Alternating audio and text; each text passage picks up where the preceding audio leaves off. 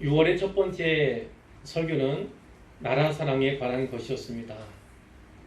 6월 6일 현충일이 또한 첫 번째 주일이어서 그런 설교를 했는데 6월에는 나라 사랑에 대한 설교를 해보고자 합니다.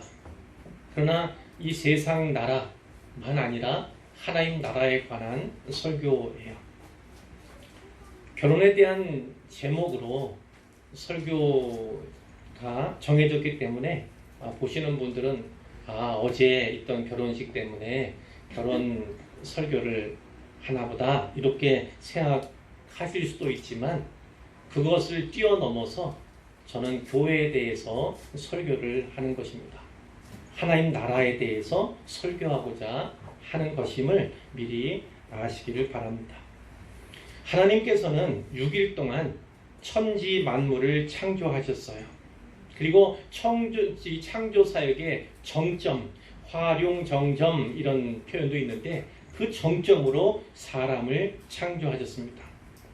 하나님은 그 사람을 하나님의 형상대로 형상을 따라 지으셨어요. 아주 특별한 존재로 만드셨다는 것입니다.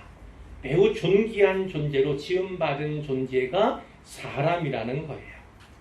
하나님 형상대로 창조된 피조물은 수많은 피조물 가운데 유일하게 오직 사람뿐입니다. 그래서 하나님과 사람 사이에 교통이 일어나는 거예요. 피조물 가운데 유일하게 사람만이 하나님과 인격적인 교제를 나누는 존재로 창조되었다는 것이고 그 하나님과의 교제를 통해서만이 영혼의 만족감을 느끼게 되는 것이 사람이다. 이렇게도 말씀을 드릴 수가 있겠습니다. 하나님은 사람을 여자와 또 남자로 지으셨어요. 남자와 여자로 지으셨습니다. 그러니까 하나님께서 지으신 성은 양성뿐이에요. 남성이든지 여성이든지.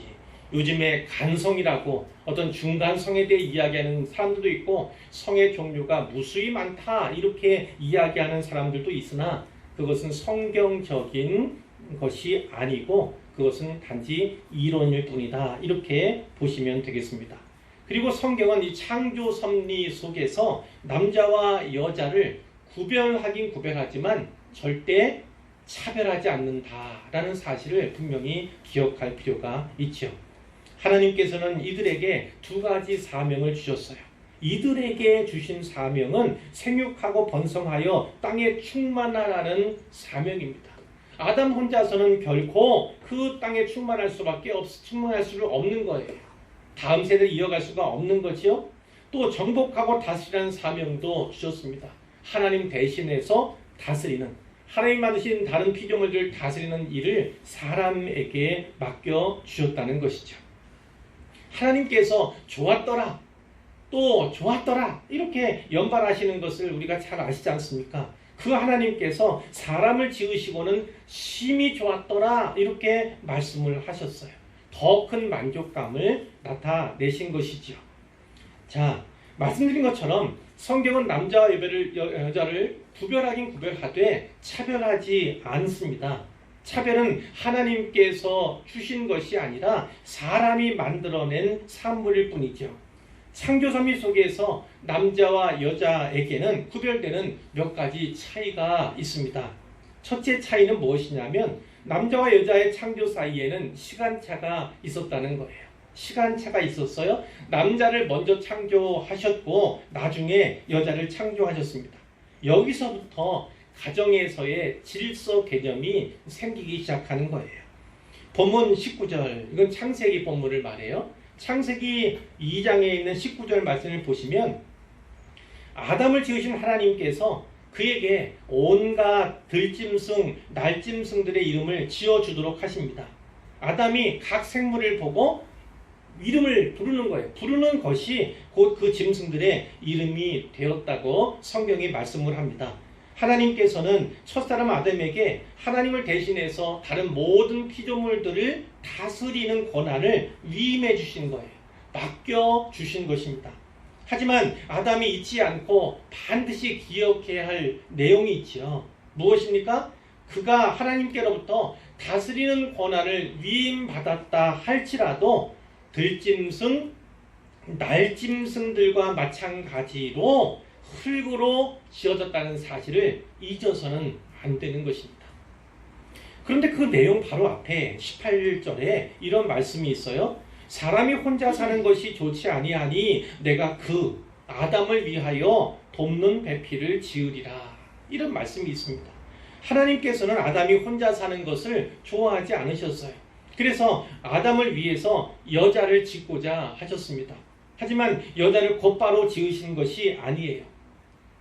일의 순서를 따져보면 이렇습니다. 하나님께서 사람이 혼자 사는 것이 좋지 아니하다 이렇게 생각하시고 난 후에 아담으로 하여금 각종 짐승들의 이름을 짓는 일을 맡겨주셨어요. 이 일을 위해서 하나님께서 짐승들을 하나하나 아담에게로 이끌어 오신 것입니다. 여기서 우리는 하나님께서 얼마나 섬세한 분이신가라는 것을 알 수가 있지요. 아담은 수많은 들짐승과 날짐승들을 보면서 그들에게는 각기 암수가 있고 혼자가 아님을 알게 되었을 거예요. 아무리 많은 짐승들이 있지만 내 마음을 열고 나와 교제할 수 있는 상대는 없다는 사실을 그가 깨닫게 되었을 것입니다. 하나님께서는 아담이 그것을 깨닫고 난 후에야 비로소 여자를 만드셨어요.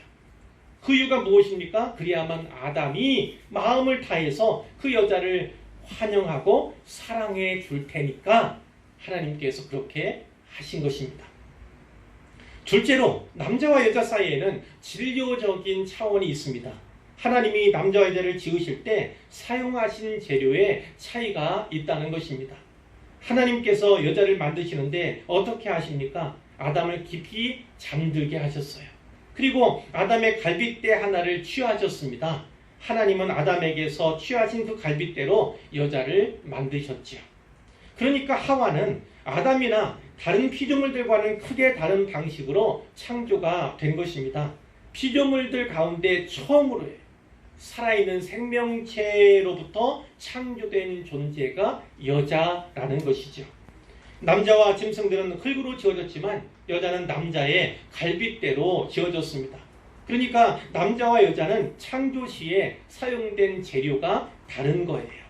재료부터가 다르니까 많은 부분에서 차이가 있을 수밖에 없는 것입니다. 그러나 하나님께서 생각하신 바는 그 차이만이 아니라 여자가 남자의 갈빗대를 재료로 해서 만들어졌으므로 남자와 여자는 아주 특별한 관계 속에 있다는 사실을 알기 원하셨다는 거예요. 우리에게도 그것을 또한 알기를 원하십니다.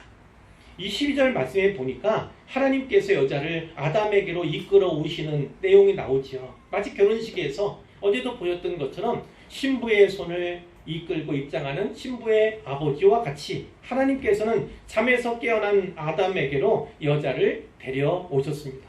하나님은 남자에게 여자를 주심으로써 가정이라는 인류 역사상 최초의 기관과 가족이라는 제도를 제정해 주신 것입니다. 여자는 하나님께서 남자에게 주신 최고의 선물인 거예요. 아내는 하나님께서 남편에게 주신 최고의 선물인 것이죠. 아담도 이 사실을 잘 알았습니다. 그렇기 때문에 여자를 처음 본 순간 서슴지 않고 사랑을 고백한 겁니다. 아담이 이르되 이는 내 뼈 중에 뼈요 살 중에 살이라 이렇게 고백을 하죠. 아담의 이 사랑 고백은요 마치 노래와 같습니다. 그렇다면 사람이 이 세상에서 가장 먼저 가장 최초로 지어본 노래가 무엇입니까? 아내에게 바치는 노래였다는 말이 되는 것이죠. 옛날에 하수영이라는 가수가 있었습니다. 이 가수가 같은 제목의 노래를 불렀죠. 아내에게 바치는 노래 이런 제목의 노래를 불렀는데 그 1절 가사를 보니까요 이렇습니다. 젖은 손이 애처로워 살며시 잡아본 순간 어떤 분은 속으로 리듬을 타고 있을지도 몰라요. 거칠어진 손마디가 너무나도 안타까웠어. 어떤 목사님은 이런 노래마저도 여기 부르시더라고요. 저는 담대함이 없어서 못 부르겠어요. 시린 손끝에 뜨거운 정성 고이 접어 다져온 이 행복 여민 옷깃에 스미는 바람 땀방울로 씻어온 나날들 나는 다시 태어나도 당신만을 사랑하리라. 이런 얘기가 내용이 담겨 있는 거예요. 그래서 이 노래는요, 카바레에서 금지곡이었다고 합니다. 카바레에서 이 노래를 부르면요, 술매상이 안 오른대요. 그리고 춤추던 사람들이 다 집으로 돌아간대요. 술 먹다가 춤추다가 젖은 손이 애처로워 거칠어진 손마디가 또 나는 다시 태어나도 당신만을 사랑하리라 이런 가사가 나오면 정신이 바짝 들어서 이러면 안 된다, 내가 돌아가야 된다 이러면서 집으로 아내에게로 돌아가더라 이런 얘기가 있습니다. 그래서 카바레 금지곡이 되었다고 하는데요. 자, 잠시 우스갯소리를 한 것이고, 아담의 이 표현을 좀 더 문학적으로 살펴보자면요, 구약에서 뼈는요 강인함을 상징합니다. 강인함. 반대로 살은 연약함을 상징해요. 연약함. 그렇다면 이 표현은요, 당신은 나의 강인함이요 당신은 나의 연약함이라 이런 뜻으로도 이해할 수가 있죠. 사랑하는 성도 여러분, 오래전 한 전자회사의 광고 카페에도 나왔던 것처럼 남자는 여자하기 나름입니다. 아멘이라고 하셨어요. 아내는 남편을 가장 강인하게 만들 수도 있고요, 가장 연약하게 만들 수도 있는 존재예요. 반대로 남편은요, 아내로 인해서 가장 강인해질 수도 있고 아내로 인해서 가장 연약해질 수도 있는 존재입니다. 이제 24절 말씀을 볼 차례인데, 이러므로 남자가 부모를 떠나 그의 아내와 합하여 둘이 한 몸을 이룰지로다 이런 말씀이 있습니다. 결혼식에서 또 목사님이 주례를 하게 될 때 많이 나오는 그런 본문이죠. 우리는 이 말씀을 통해서 결혼의 의미에 대한 중요한 통찰력을 얻을 수가 있습니다. 먼저 결혼은 떠남으로부터 시작된다는 것을 기억해야 합니다. 근데 성경은 남자가 떠나야 한다고, 남자가 부모를 떠나야 한다고 이렇게 말씀하고 있어요. 왜 하필 남자입니까? 그럼 여자는 떠나지 말아야 합니까? 그 얘기를 하는 것이 아니라 남자가 창조의 순서와 그에 따른 질서상 먼저이기 때문이다 이렇게 이해하시면 되는 거예요. 하지만 이 질서라는 것이 상하, 높고 낮은 거, 우열, 우등생, 열등생 이것을 말하는 것이 아니에요. 평등한 가운데 질서다 이렇게 이해하시는 것이 성경적인 이해입니다. 그럼에도 한 가정이 새롭게 태어날 때 그 가정의 중심은 남편이어야 한다는 사실을 성경이 말씀하고 있기도 하죠. 부모를 떠나라는 건요, 부모로부터 독립하라는 말씀이에요. 아버지에게서 떠나야 합니다. 자라오는 동안에 아버지에게 기대며 살아왔어요. 특히 경제적인 면에서 그렇습니다. 그러나 이제 그 모든 의존을 끊고 독립하라는 메시지로 우리가 들을 수 있어요. 어머니에게서 떠나야 합니다. 지금까지 어머니에게서 받아들여왔던 그 의존적인 사랑을 이제 끊으라는 거예요. 그리고 이제 자기의 아내로 사랑의 대상을 바꿔서 자기 아내를 사랑하라는 말씀으로 우리가 받을 수 있는 것이죠. 결혼한 아들이 아버지와 어머니를 떠나지 못하거나 반대로 부모가 그 아들을 떠나지 못하게 하면 원치 않는 일, 어렵고 힘든 일들이 많이 생기게 되죠. 이 자리에는 어제 결혼한 새신랑도 있어요. 부디 아버지와 어머니를 잘 떠나시기를 바랍니다. 그래야 행복한 결혼 생활을 해나갈 수 있어요. 그러니까 남자가 부모를 떠나 그 떠나는 것, 그것이 결혼의 첫걸음이다. 결혼의 시작이다. 이렇게 성경이 말씀하는 것입니다. 다음으로 결혼은 남자가 그의 아내와 합하는 거예요. 그의 아내와 합하는 것이 결혼입니다. 이 합한다는 것은요, 연합을 의미해요. 연합. 어떤 것을 연합이라고 합니까? 어느 한쪽이 다른 한쪽을 지배하거나 어느 한편에게 다른 한편이 종속 혹은 예속되지 않고 그 관계가 동등할 때 연합이라는 표현을 쓰는 것입니다. 연합을 왜 합니까? 같은 뜻과 목적이 있기 때문이죠. 그러므로 같은 뜻과 목적을 가지고 하나가 되어 가는 것이 연합입니다. 한자어 사자성어에 동상이몽이라는 말이 있어요. 동상이몽. 한 자리에서 같이 자면서도 서로 다른 꿈을 꾼다, 이런 표현입니다. 겉으로는 같이 행동하지만 속으로는 각기 딴 생각을 할 때 비유적으로 이르는 말이기도 합니다. 일반적으로 부부는 같은 방을 쓰고 같은 침대를 사용하지요. 같은 방과 같은 침대를 쓰면서도 다른 꿈을 꾸고 딴 생각을 하면 되겠습니까? 만일 남편이 내 여자가 아니라 다른 여자를 마음에 품거나 실제로 딴 살림을 차려서 이중 생활을 한다면 그건 참된 의미의 결혼 생활은 아닌 것입니다. 성경은 그의 아내와 합하여라고 했습니다. 자기 아내와만 합하여야 한다는 것이죠. 또한 육체만 하나 되는 것이 아니라 마음도 하나가 되어야 합니다. 생각과 마음을 합하여 같은 꿈과 같은 비전을 세워나가는 것이 중요하죠. 그러니까 이것은 일종의 과정이라고 볼 수 있어요. 서로 합하여 하나가 되는 과정으로 이해할 수가 있습니다. 그런데 이런 과정이 쉽지만은 않습니다. 어떤 사람은 이런 거 잘 아시잖아요. 팥죽에 어떤 사람은 소금을 넣어 먹는 반면에 어떤 사람은 설탕을 쳐서 먹습니다. 어떤 사람은 치약의 끝부분을 당연히 눌러야 된다고 생각하는 반면에 어떤 사람들은 매일 위만, 그 중간만 눌러대는 사람들이 있어요. 휴지거리에 휴지를 걸 때도 어떻습니까? 방향이 달라요. 어떤 사람은 벽면 쪽에 그 나오는 줄을 매달아야 한다는 생각을 가진 사람이 있는가 하면 어떤 사람은 바깥쪽, 굳이 바깥쪽을 고집하는 그런 사람들도 있어요. 몸에 밴 습관은 쉽게 고쳐지지 않아요. 그러니까 시간이 필요한 거예요. 시간이 필요한 거예요. 내게 편리하고 익숙한 방식이 남편이나 아내의 마음을 불편하게 할 수도 있다는 생각을 해야만 하는 거죠. 그러면서 아니 저것이 매번 날 골탕 먹이려고 하나, 내 승기를 불편하게 만들려고 작정을 했나, 아니 일부러 저러는 거지, 이렇게 생각하면 안 되고요. 맞출 수 있는 거, 그것이 악한 것이 아니고 그것이 잘못된 것이 아니라면 상대방에 맞춰주려는 배려가 필요한 것이죠. 진짜 비위생적이에 그거는 고쳐야겠지요. 자기 뜻대로 관찰하는 것도 나쁜 것은 아니에요. 또 이렇게 하다가는 저거 죽을 것 같아, 그런 문제라면 당연히 옳은 거에 맞춰야 하는 거예요. 근데 그렇게 죽고 사는 문제가 아니라면 배려하고 기다려줘야 되고 내가 또 바뀌어가는 그런 수고가 필요할 수도 있다는 거예요. 마지막으로 결혼은 남자가 자기 아내와 한 몸이 되는 것입니다.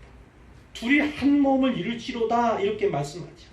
남자가 부모를 떠남으로 시작되고 그의 아내와 합하여 하나 되는 과정을 거쳐서 둘이 한 몸을 이루어야 하는 것이 결혼 생활입니다. 자, 몇 가지 보면 첫째로요, 남편과 아내는 운명 공동체로서 한 몸이 되어야 합니다. 운명 공동체. 마태복음 19장에 보면요, 바리새인들이 예수님께 나와서 예수님 시험하려고 했어요. 뭐라고 물었냐면 사람이 어떤 이유가 있으면 그 아내를 버리는 것이 옳습니까? 이렇게 질문했습니다. 예수님이 뭐라고 대답하셨냐면 사람을 지으신 이가 하나님이 본래 그들을 남자와 여자로 지으시고 말씀하시기를 그러므로 사람이 그 부모를 떠나서 아내에게 합하여 그 둘이 한 몸이 될지니라 하신 것을 너희가 잊지 못하였느냐. 그런즉 이제 둘이 아니요 한 몸이니 그러므로 하나님이 짝지어 주신 것을 사람이 나누지 못할지니라. 이렇게 분명하게 말씀하셨습니다. 부부는 평생의 동반자로서 이 땅에서 생을 마감할 때까지 계속 함께 가야 하는 것입니다. 그래서 많이 들으셨잖아요. 검은 머리가 팥뿌리가 되도록. 아니, 검은 머리가 어떻게 팥뿌리가 됩니까? 문학적인 표현이죠. 팥뿌리가 하얗잖아요. 그러니까 백발이 되도록 끝까지 함께 해야 한다. 그것을 말씀하고 있는 것인데, 하나님께서 짝지어 주셨음을 믿고 스스로 나누어서도 안 되고 남들로 하여금 이 남편과 아내의 혼인 관계를 나누도록 해서도 안 된다는 것을 분명하게 말씀해 주시는 거예요. 그러기 위해서는요, 정치, 경제, 사회, 문화 여러 면에서 부부가 한 몸을 이룰 필요가 있어요. 예를 들어서 정치적인 입장이 전혀 다르다고 생각해 보세요. 어떤 선거가 있든지 정치적인 이슈가 있을 때마다 매일 싸워요. 말다툼합니다. 그리고 서로 불화하게 될 거예요. 경제적으로도 한 몸을 이루는 것은 중요합니다. 사람의 최대 관심사 중에 하나가 무엇이냐면 바로 돈이에요. 돈. 재물입니다. 오죽하면 예수님이 너희는 하나님과 재물을 겸하여 섬길 수 없느니라 이런 말씀을 하셨겠어요. 따라서 그 소유한 돈과 재물을 공유한다는 것은요. 또 상대방에 맡긴다는 것은요. 또 내 목적만 아니라 내 상대방의 내 남편의 내 아내의 목적을 위해 그걸 사용한다는 것은요. 그만큼 서로에 대한 신뢰가 필요한 일이기 때문에 그렇습니다. 또 좋아하는 취미나 관심사가 비슷하다면 더욱 좋겠죠. 그러나 무엇보다도 신앙과 믿음의 공동체로서 한 몸을 이루는 것이 가장 중요합니다. 부부가 종교가 다르다고 생각해 보세요. 혹은 같은 종교처럼 보이지만 한편은 정통 교인인 반면에 다른 한편은 이단이라고 생각해 보십시오. 우리는 기독교 신앙을 결코 포기할 수가 없습니다. 오직 정통 기독교만이 구원의 종교임을 우리가 믿기 때문이지요. 남편이나 아내에게 맞춰지기 위해서 예수님을 포기할 수 있습니까? 그럴 수 없는 것입니다. 그러면 함께 죽는 거예요. 함께 망하는 길이죠. 그런데 이 세상의 많은 부부들이 이 점에서 실패합니다. 일평생을 부부로서 함께 해로하긴 했는데 개인적인 정말 한 사람의 죽음과 함께 영원한 이별을 하기도 하죠. 남편이나 아내가 구원의 길을 발견하지 못한다면 함께가 아니라 한 사람이라도 그 길을 발견하지 못한다면 영원히 이별할 수밖에 없다는 거예요. 또는 함께 한 곳으로 가기는 가지만 영원한 고통 가운데 있어서 그것은 자기 영혼의 고통 돌보기에도 쉽지 않은 곳이에요. 다른 영혼을 돌볼 엄두도 내지 못하는 그런 곳일 수도 있어요. 그러니 주님 안에서 교회 안에서 하나 되는 것만큼 영원히 부부가 한 몸 되는 방법은 전혀 없는 것입니다. 하지만 교회 안에 있다 할지라도 신앙의 시작이 다를 수 있어요. 믿음의 크기가 다를 수 있고 하나님을 아는 지식의 폭과 깊이가 다를 수 있습니다. 그러니까 서로가 서로를 돌아보고 격려하고 북돋아주고 도와주어야 하는 것이 바른 결혼 관계다. 이렇게 말씀을 드릴 수 있어요. 둘째로 남편과 아내는 돕는 배필로서 한 몸이 되어야 합니다. 돕는 배필. 본문 18절 20절에 보면 돕는 배필이라는 표현이 나옵니다. 이 배필은 부부로서의 짝을 의미하는 것이죠. 영어 성경에는 이 부분이 꼭 맞는 조력자 이런 식으로 되어 있어요. suitable helper 이렇게 되어 있습니다. 헬퍼는 돕는 자, 도움이 이렇게 이야기할 수 있는데 중요한 건 suitable이에요. suitable. 꼭 맞는 예, 꼭 맞는. 그러니까 무슨 뜻이냐면 이 돕는 배필은 이제 도와주기 위해서 서로를 돕기 위해서라는 목적이 있지만 이것은 꼭 맞는다는 것을 의미한다는 것을 잊어서는 안 됩니다. 꼭 맞아요, 꼭.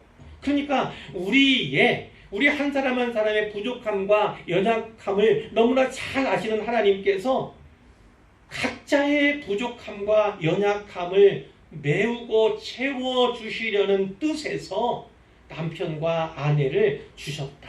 나에게 주셨다는 사실을 분명히 기억하시기를 바랍니다. 셋째로 남편과 아내가 한 몸이 될 때 부끄러움과 수치가 없어야 합니다.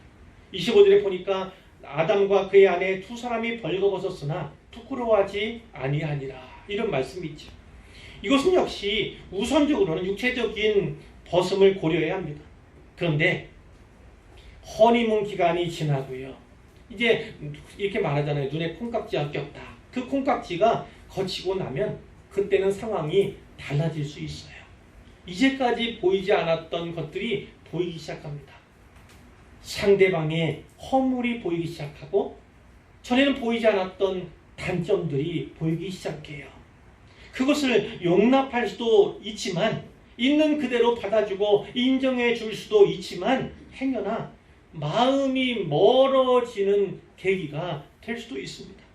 그럴 때 실수하게 되는 게 남들 앞에서, 다른 사람 앞에서 자기 남편을 혹은 자기 아내를 부끄러워하는 거예요.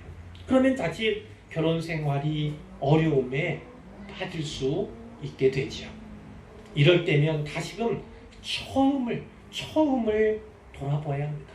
시작을 다시금 바라보아야 합니다.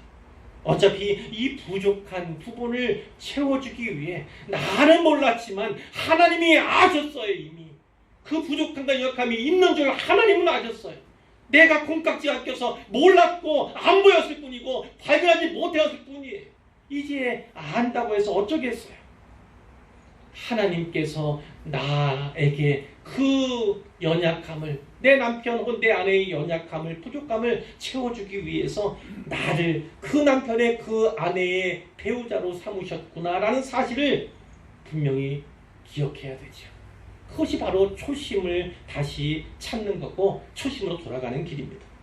그러니 부부가 한 몸을 이루는 것은요, 일생의 과업인 거예요. 일생의 과업.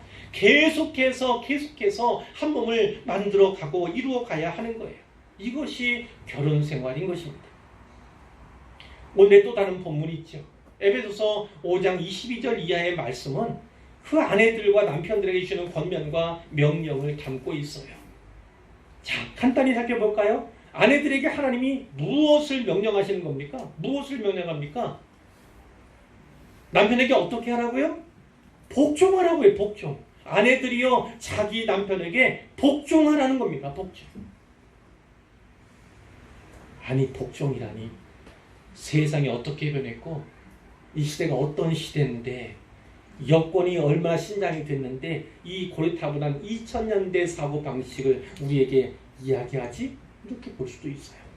그런데 그것은 이 복종이라는 이름을 절대로 이 말을 절대적으로 오해하기 때문에 생각하는 거예요. 성경 분명히 서로에게 복종하라고 말씀하고 그런 차원에서, 그리고 이 사람이 남자가 먼저 여자보다 먼저 지어졌다는 그 순서 때문에 질서가 있다고 했잖아요. 하나님께 가정을 지으실 때도 남자가 말씀하시는 건 가정 가운데 질서가 있어야 한다는 거예요.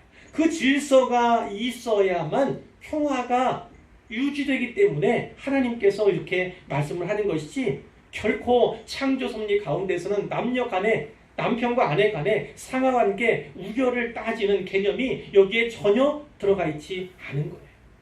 남편들에게는 무엇이라고 말씀합니까? 남편들아, 아내 사랑하기를. 근데 중요한 포인트는 뭐냐면요, 다른 사람의 남편이 아니라요, 내 남편에게 복종해야 되는 것이고요, 내 아내를 누구보다 사랑해야 하는 것입니다. 그것이 성경이 우리에게 주시는 첫 번째 가르치는 거예요. 뒤에도 나옵니다. 아내를 사랑하라고, 그리고 남편을 존경하라고, 이런 말씀이 있잖아요. 전에도 말씀드렸죠. 남편은요, 존경을 받아야 살 수 있는 존재예요. 자존감을 지켜줘야지 살아갈 수 있는 존재가 바로 남편인 거예요. 남자인 거예요. 자존심을 뿌리 뽑아 버리면요, 그럼 내가 우위에 서고자 하면 그때부터는 남자가 아닌 것이고 남편이 아닌 거예요. 옛날에 그런 영화 제목이 있었는데 그게 마음에 와닿더라고요. 안개 기둥이에요. 남편이 기둥 역할을 하지 않습니까? 가정에서 기둥. 근데 그 기둥이 어떤 기둥이라고요? 안개 기둥. 안개 기둥 남편이라면 얼마나 불행하겠어요? 얼마나 힘들겠어요? 남편을 세워줘야 합니다. 그러기 위해서는 존경해줘야 되고 남편의 자존심은 뭉개서는 안 돼요. 또 반대로 아내를 사랑하라고 하셨는데 자기 아내를 사랑해야 하는 겁니다. 다른 사람의 아내가 아니라 내 아내를 사랑하라고 성경이 계속해서 말씀하는 거예요. 아내는요, 여자는 기본적으로 사랑에 목마른 존재입니다. 사랑받지 않고는 살아갈 수 없는 존재가 바로 여자다, 또 아내다. 이것을 분명히 기억할 필요가 있는 거예요. 그리고 뒤에 31절의 말씀에 보면 예수님, 이 사도 바울이죠. 사도 바울이 창세기 2장 24절의 말씀을 인용해서 이렇게 말씀합니다. 그러므로 사람이 남자가 부모를 떠나 그의 아내와 합하여 그 둘이 한 육체가 될지니, 이것을 살펴보았던 말씀인데, 이 비밀이 크도다. 여기에는 비밀이 담겨 있다고 말씀하는 거예요. 비밀이 담겨 있어요. 그럼 어떤 비밀입니까? 나는 그리스도와 교회에 대하여 말하노라. 이 말씀을 통해서 그리스도와 교회를 말씀하고자 하는 거예요. 이 결혼이라고 하는 제도에는 비밀이 있다는 거예요. 비밀. 그것은 곧 그리스도와 교회를 나타낸다.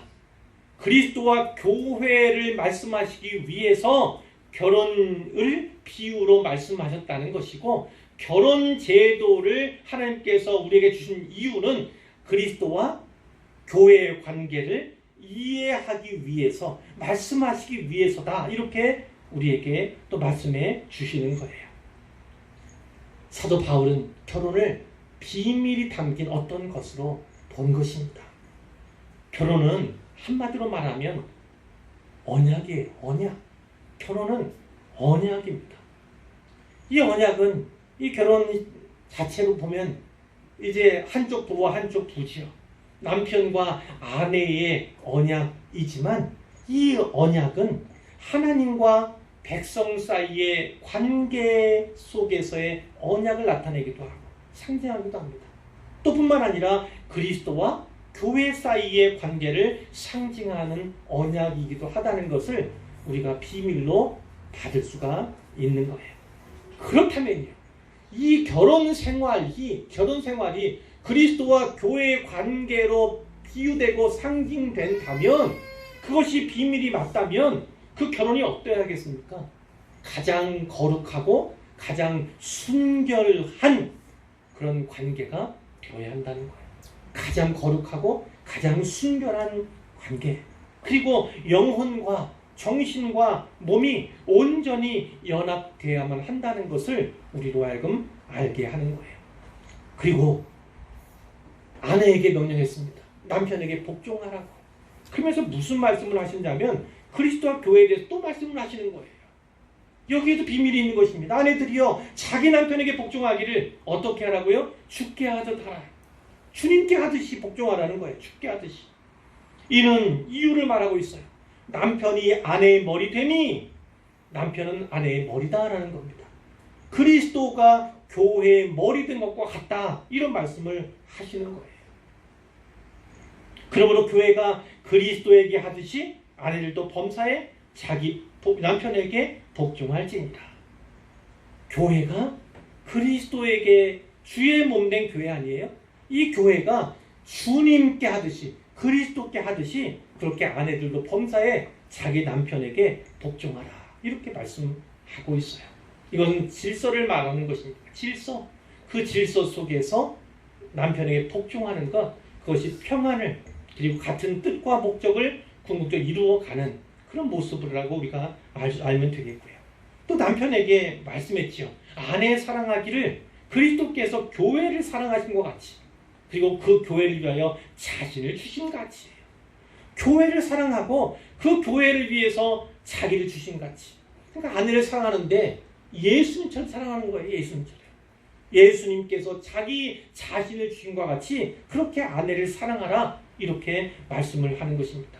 자, 또 이유가 나옵니다. 이는 곧 물로 씻어. 이제 그리스도께서 교회를 어떻게 대하는가, 그걸 나오는 거예요. 이는 곧 물로 씻어. 물로 깨끗이 더러운 것을 씻잖아요. 말씀으로 깨끗하게 하사 거룩하게 하시고 자기 앞에 영광스러운 교회로 세우사 티나 주름 잡힌 것이나 어떤 것들이 없이 거룩하고 흠이 없게 하려 하십니다. 그러니까 남편은 아내를 사랑하는데 어떻게 해야 됩니까? 거룩하고 아무런 흠이 없게 떠받드는 거예요. 마치 그리스도께서 교회를 영광스러운 교회로 세우시는 것처럼 그렇게 자기 아내를 극진하게 영화롭게 만들어갈 것이 남편의 책임이다, 의무다, 이렇게 분명하게 말씀하는 것입니다. 28절이에요. 이와 같이 남편들도 자기 아내 사랑하기를 자기 자신과 같이 할지니 자기 아내를 사랑하는 자는 자기 자신을 사랑하는 것. 자기 아내를 사랑하는 건 남을 사랑하는 것이 아니고 자기 자신을 사랑하는 것과 같다는 거예요. 왜냐하면 부부는 한 몸이기 때문에 그래요. 내가 아내를 사랑합니까? 그러면 내가 내 가정을 사랑하는 뿐만 아니라 내 자신을 사랑하는 거예요. 내가 남편에게 복종합니까? 그것은 남편에게만 하는 것이 아니라 내 자신에게 그 복종을 표하는 것입니다. 하나님의 말씀 앞에 또 그리스도와 우리와의 관계 속에서 또 그리스도가 교회를 향해서 하셨던 그 은혜처럼 그렇게 서로 공유되고 나에게 또 복종하고 나에게 사랑하는 것이지 그것이 다른 사람에게 남에게 하는 것이 아님을 분명히 기억할 필요가 있죠. 그래서 분명히 말씀하세요. 우리는 그 몸의 지체입니다. 어차피 한 몸 된 부부고 한 몸 된 가정이다 이렇게 말씀을 하십니다. 그러니까요. 우리 가정의 최대 목표가 무엇이 되옵니까? 가정을 교회로 만들어가는 거예요. 교회로 만들어가는 거. 교회 가운데 가장 작은 단위는 교회, 회는 모임을 말해요. 모일회잖아요. 모임. 그 가장 작은 단위는 가정입니다. 가정. 교회 가운데 가장 작은 단위는 가정이에요. 그러니까 가정이 교회가 되어가는 것이 가장 이상적인 것입니다. 또한 교회는 하나님 나라를 의미하기도 합니다. 가정을 하나님 나라로 만들어 가는 것, 그것이 가장 이상적인 모습이다. 이렇게도 말씀을 드릴 수 있어요. 저는 결혼에 대해서 설교했습니다. 그러나 실상은 교회에 대해 설교한 것이에요. 이 달에 교회론에 대해 살펴보고 교회와 하나님 나라에 대해 살펴볼 것인데 그 첫 번째 설교를 결혼을 비유로 해서 하나님 나라에 대해서 교회에 대해서 말씀을 전한 것입니다. 저는 간절히 소원합니다. 모든 분들이 이 말씀을 잘 기억하시고 결혼의 의미와 결혼에 담긴 비밀을 잘 기억하셔서요. 진짜 하나님 기뻐하시는 가정, 하나님께서 보시기에 기뻐하시는 합당하고 건강하고 아름답고 성경적인 가정, 그런 가정들을 만들어 가시기를 주님의 이름으로 축복합니다.